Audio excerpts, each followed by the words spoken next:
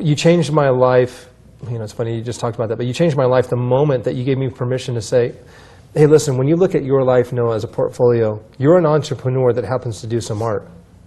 For 28 years, I defined myself and my life's mission of I need to be and I have to be an artist. Mm-hmm. I came from a survival mentality with the upbringing of our split of our family's home and being an entrepreneur very young. But my definition of who I was, my identity, came from the idea of you're this guy that can do some art, you're very gifted at it, now make a living at it, and it has to work because you don't have any other options. Right. Football was in play back then in terms of an idea when I was coming out of high school. The other side of that was music. So touring with a band, playing football, or doing art and making money. There was the idea that if calling for me back then meant I'm just going to do something I love. Mm-hmm. That was, hey, you found your calling. But you can be doing something that you love and not having any impact.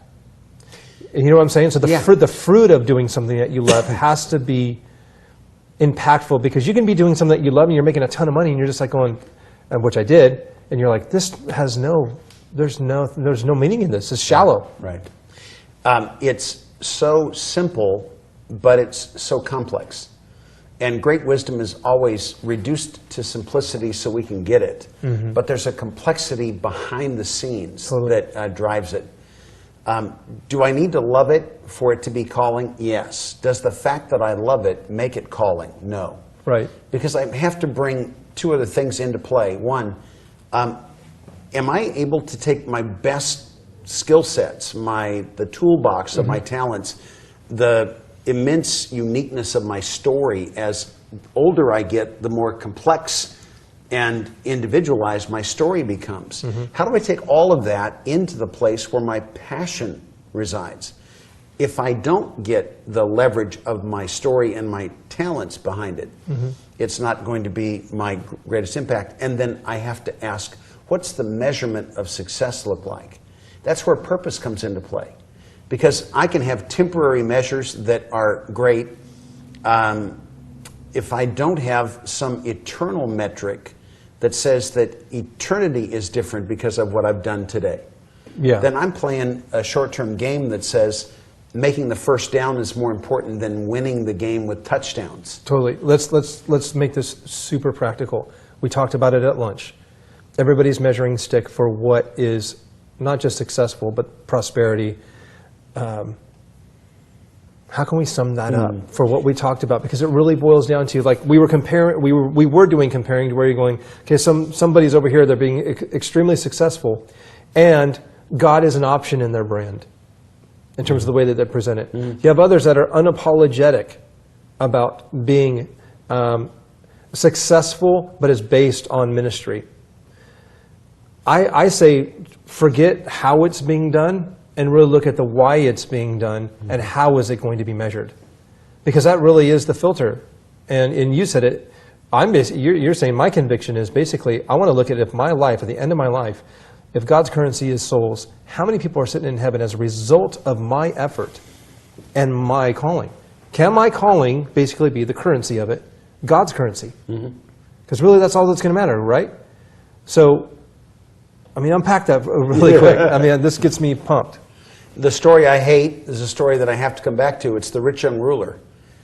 He must have been important in the story because Matthew, Mark, and Luke all pick up on his story and insert them into the life of Jesus that they wrote. Not many things make 3 out of 4 of the Gospels. Even Christmas only made Matthew and Luke. So, we got to write that one down, man. Here's the rich young ruler, and he shows up, and he's rich, he's young, and he's in charge. He's living the prosperity story, and he's got it all. And he comes to Jesus and says, what am I missing here? How can I get to heaven? And Jesus said, be perfect. And this guy was so self-complimentary as to say, I'm already there because I've kept the law perfectly since my youth. Yeah. Well, you could argue that immediately and say no one has kept the law perfectly, but Jesus didn't argue that. Yeah. He looked at me and said, one thing you lack. Now stop right there. Here's a guy who's rich, he's young, he's in charge. Yeah. What's he lacking? Yep. Well, what he was lacking was a sense that he had figured it out. The reason he came with the questions is because he hadn't figured it out yet. Here we are in, I think, month 15 of the Masters Online experience. Friends, you wouldn't be with us if you'd figured it out. The only reason somebody is in these conversations with us is because their life to this point says, there's something I'm missing, I've got to get the bigger picture. Absolutely. And that's what this man who already had nailed it in terms of every metric he had. He was rich, he was in charge, and he wasn't old, he was young. I mean, we'd put him on the cover of the magazine. And he comes and says, I'm missing something. So, Noah, here's the point. What are we missing? And what he was missing was an opportunity to do something that really mattered. And Jesus said, here's the one thing you lack.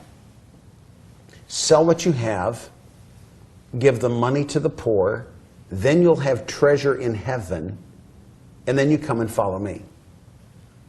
Well, here's what Jesus basically was saying to him. You've got abundance beyond what it takes to keep your business going. Now, in that era, the economy was based on agriculture, and agriculture was passed generation to generation within family systems. So Jesus didn't tell this guy to go sell everything and become poor and penniless. What he told him was sell the abundance beyond the operating capital, the over and above part. That's where a lot of people get it wrong. He couldn't sell his farm because it didn't belong to him, it belonged to the family. He didn't tell him to get rid of the seed corn for the next season because operating capital is a necessary holding for anybody in terms of their lives and their sustenance.